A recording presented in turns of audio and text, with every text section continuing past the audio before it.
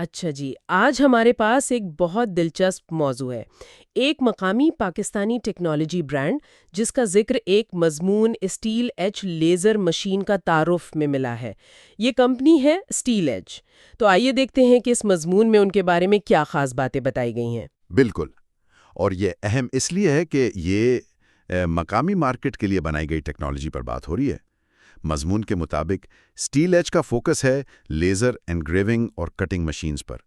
یہ خود ایک ایسی فیلڈ ہے جہاں پہلے آپ جانتے ہیں زیادہ تر امپورٹڈ چیزیں ہی ملتی تھیں۔ اچھا، تو یہ صرف میڈ ان پاکستان نہیں بلکہ میڈ فار پاکستان والا معاملہ لگتا ہے۔ مضمون میں ان کے خاص ماڈل پرو ایکس 1 کا بھی ذکر ہے۔ ایسا لگتا ہے کہ ان کا بنیادی مقصد ہے شوقین افراد، چھوٹے کاروبار اور وہ جو آج کل میکر کمیونٹی کہلاتی ہے نا، جی ان کے لیے ایک کم قیمت لیکن اچھی درست کام کرنے والی لیزر مشین دینا۔ جی بالکل، یہی نقطہ اہم ہے۔ مضمون اسی بات پر زور دیتا ہے کہ ٹیکنالوجی کو قابل رسائی بنانا ہے، یعنی وہ لوگ جنہیں بہت بڑی انڈسٹریل مشینوں کی ضرورت نہیں ہوتی، لیکن وہ چاہتے ہیں کہ ان کے پاس کوئی ٹول ہو جو سستا بھی ہو اور کام بھی ٹھیک کرے، مؤثر ہو۔ مضمون سے لگتا ہے کہ پہلے اس قیمت پر اتنی درستگی والی مشینیں یہاں ملنا مشکل تھا۔ صحیح۔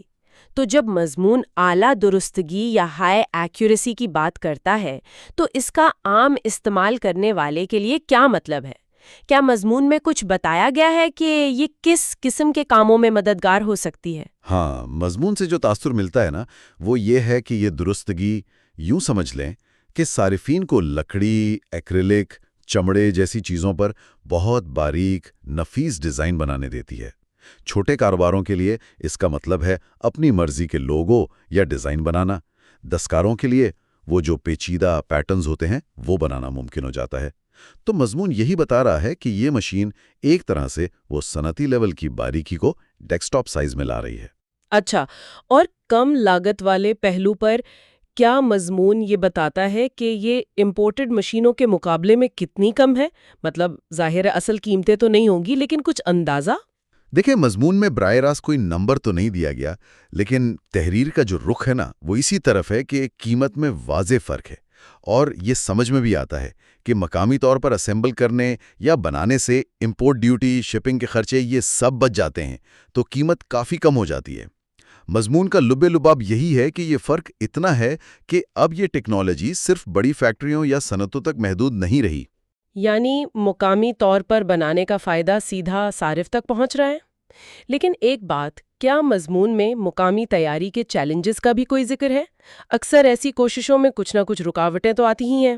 جی بالکل آتی ہیں۔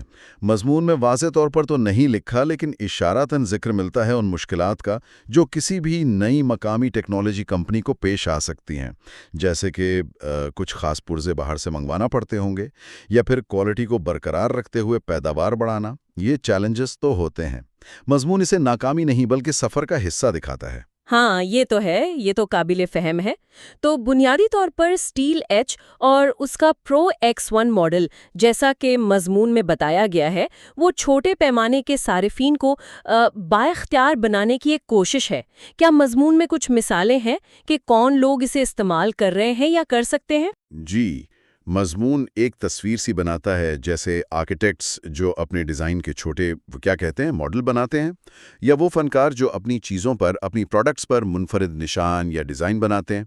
یہاں تک کہ تعلیمی اداروں میں طلباء کے پروجیکٹس کے لیے بھی اس کا استعمال ہو سکتا ہے۔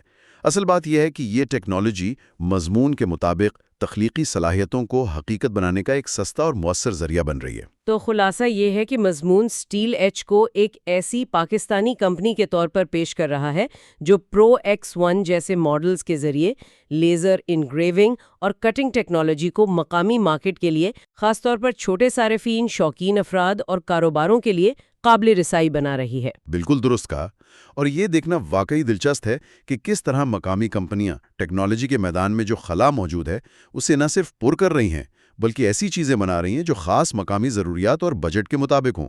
یہ اہم بات ہے۔ صحیح۔ اس ساری گفتگو کے بعد ایک سوال ذہن میں آتا ہے جس پر شاید مزید غور کیا جا سکتا ہے کہ اس طرح کی ٹیکنالوجی کی مقامی سطح پر تیاری اور پھر اس کی دستیابی، یہ طویل مدت میں پاکستان میں چھوٹے کاروباروں، ذاتی تخلیقی منصوبوں اور مجموعی طور پر جو جدت طرازی کا ماحول ہے اس پر کیا اثرات ڈال سکتی ہے؟